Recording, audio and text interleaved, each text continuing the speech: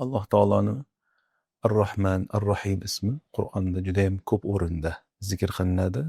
Xossatan har bitta surani boshida mana shu ism sifatlar keladi. Bismillahir-Rahmanir-Rahim deb har bitta sura boshlanadi.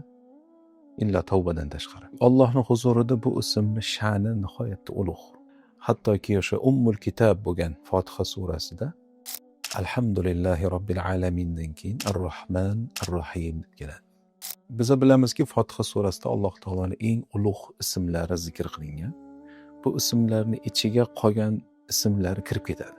Shuning uchun Ar-Rahman, Ar-Rahim ismining ichiga butun rahmat ismlari, butun go'zal ismlar o'zi kirib ketadi deyiladi. O'zi Alloh kim deb savol berilsa, u Ar-Rahman, Ar-Rahim deyish o'zi kifoya qiladi deydi ulamolar. Xuddiki Alloh taolo bir oyatda aytgani kabi, Huvallohu allazi la ilaha illa hu alimul g'aybi vash shahada huvar-Rahmanur Rahim. Alloh undan o'zga iloh yo'q bo'lgan zot, g'ayb bo'lgan narsani va oshkora bo'lgan narsalarni bilguvchi va u Ar-Rahman, eng mehribon, Ar-Rahim, eng rahimli bo'lgan zot. Va boshqa oyatda va ilahukum ilahu vahid la ilaha illa huvar-Rahmanur Rahim. Sizlarning ilohinglar yakka iloh, undan o'zga iloh yo'q va u Ar-Rahman, Ar-Rahim, nihoyatda mehribon va o'ta rahimli bo'lgan zot. Va boshqa oyatda tanzilun minar-Rahmanir Rahim, ya'ni kitob Qur'on eng rahimli bo'lgan, eng mehribon bo'lgan zot tarafdan nozil bo'ldi. Endi bu ikki ismni ma'nosi haqida suhbatlashadigan bo'lsak, va farqi, nimada farqi? Ya'ni Ar-Rahman ismi nimaga dalolat qiladi? Ar-Rahim ismi nimaga dalolat qiladi? Ar-Rahmandagi Allohning rahmati butun xaloyiqni o'z ichiga oladi. Bunga mo'min ham, kofir ham, fojir ham, solih kishi ham, yaxshi yomon hamma kiradi. Hattoki hayvonotlar bo'ladimi, jinlar dunyosi hammani qamrab olgan bu rahmat Alloh taoloni. Alloh taologa osiy bo'lgan kishilar, Alloh taoloni so'kkan kishilar, odamlar, insonlar ham, Alloh taologa kufr keltirganlar, noshukur bo'lganlar ham Allohning ne'matini yeydi. Alloh yaratgan bu dunyoda yashaydi, undagi lazzatlardan foydalanadi, farzand ko'rishadi, turmush quradi, to'g'rimi? Hammani shuning uchun qamrab olgan degani bu rahmat. Lekin Ar-Rahim ismi bu xos bo'lgan rahmat Alloh taoloni. Bu faqatgina mo'min bandalari uchun qo'llanilar ekan. Va kana bil mu'minina rahima dedi Alloh taolo. Va u mo'minlarga o'ta rahimlidir. Allohning bu rahmati, xos bo'lgan rahmati nimada ko'rinadi deyiladigan bo'lsa, bir bandasini gunohlariga tavba qilib iymonga kelishiga tavfiq berishida va u bandasi to'g'ri yo'lda, hidoyatda sobit qadam turishligi, har qanaqa musibatlarga sabr qilib toki joni uzilgungacha mana shuni ustida sobit turishligida mana shu narsada ko'rinar ekan. Allohning rahmatining kengligi. Va rahmati wasi'at kulli shay dedi Alloh taolo. Rahmatim hamma narsani qamrab olgan dedi. Nabiy sallallohu alayhi vasallam bir hadisda aytdilarki, Alloh taolo 100 ta rahmatni yaratdi va shundan bir qismini yer yuziga, jinlar bilan insonlarga ustiga nozil qildi. Sochildi, ya'ni bu rahmat hammaga. Insonlarga ham, jinlarga ham, hayvonot dunyosi, hasharotlar, hamma narsaga. Ana shu tufayli hammani orasida hamdardlik bor, o'zaro rahm shafqat bor. Hattoki hayvonlar o'zini bolalariga rahm qiladi. Va qolgan 99 ta rahmatini Alloh o'zi huzurida saqlab qo'ydi. Kim uchun? Qiyomat kuni mo'minlar uchun. Imom Buxoriyda bir hadis keladi. Unda Nabiy sallallohu alayhi vasallamga asrga tushgan odamlarni taqdim qilib ko'rsatishadi. Shuni orasida bir ayol bolasini qidirib yurgan bo'ladi. Yo'qotib qo'ygan bolasini. Kuzatib tursalar, haligi chaqalog'ini topganidan keyin bag'riga bosib emizish boshlaydi. Shunda Nabiy sallallohu alayhi vasallam shu ayolga ishora qilib sahobalarga aytadilarki, shu ayolni o'zini farzandini oloviga uloqtirishiga nima deysizlar deganlarida, yo'q deyshadi sahobalar. Olovga uloqtirmaydi deyshadi. Shunda Nabiy sallallohu alayhi vasallam aytadilarki, Allohu arhamu bi ibadihi min hadihi li waladiha. Alloh bandalariga bu ayol o'zini farzandiga bo'lgan rahmidan ko'ra rahimliroq deydi. Ya'ni Alloh Arhamur Rohimin bo'lgan zot, rahimlilarning eng rahimlisi degani. Undan rahimliroq hech kim yo'q.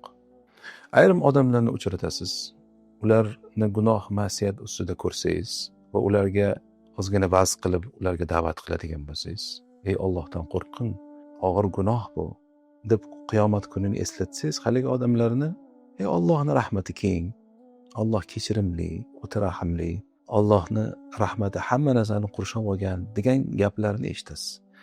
Ya'ni oyatlardan, hadislardan keltirishadi va aytishadiki, biz Allohning rahmatidan umidvormiz deyshadi. Vaholanki Alloh bir oyatida aytadiki, va rahmati wasi'at kulli shay. Rahmatim hamma narsani qurshab olgan. Fasa'aktubuha lillazina yattaqun. Men uni taqvodorlar uchun vojib qildim deydi. Taqvodorlar uchun. Inson shunchaki Allohning rahmatidan biz umid qilamiz deyishi bilan rahmatga tushib qolmas ekan. Fasa'aktubuha lillazina yattaqun va yu'tuna az-zakata wallazina hum biayatina yu'minun.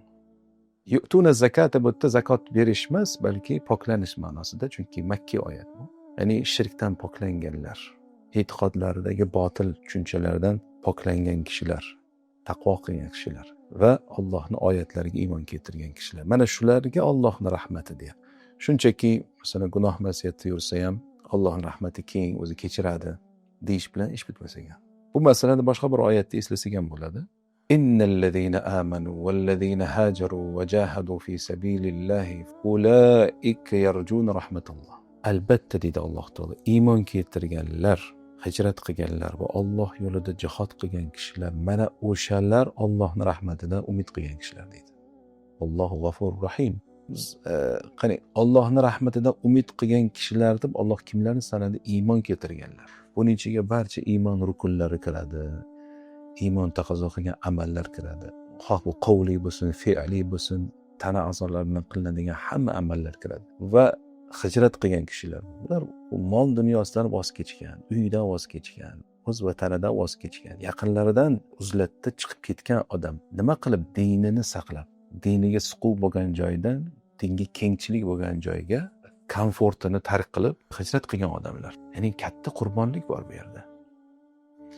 Va Alloh yo'lida jihad qilganlar deganda, bu jihodda endi martabalari, 4 ta martaba bor. Buni bilamiz. Inson nafsi bilan jihad qiladi, shaytonga qarshi jihad qiladi.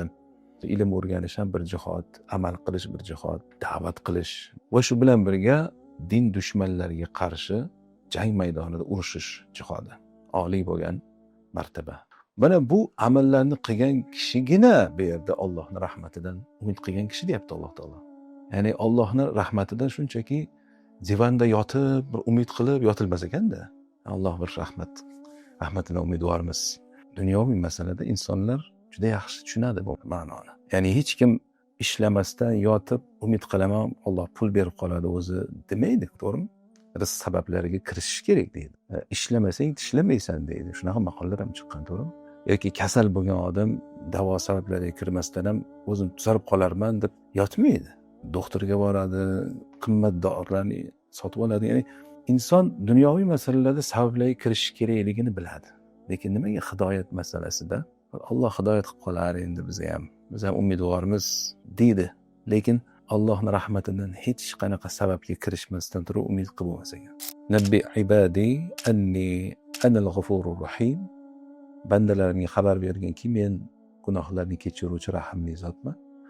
Va anna azabi huval azabul alim.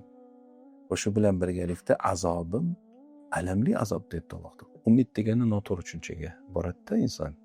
Ya'ni hech narsa qilmasdan shunchaki umid qilish degani o'zi xom xayol deb tarjima qilinadi bu narsani. Umid so'zida, ya'ni arab tilidagi o'sha roja so'zida sa'y harakat qilish bor. Ya'ni bir odamni bir narsaga qattiq harakat qilayotganini ko'rsangiz, aytsangiz bo'ladiki, shu narsadan umidvor deysizda. Umidvor bu odam. Shuning uchun shunaqa harakat qilyapti.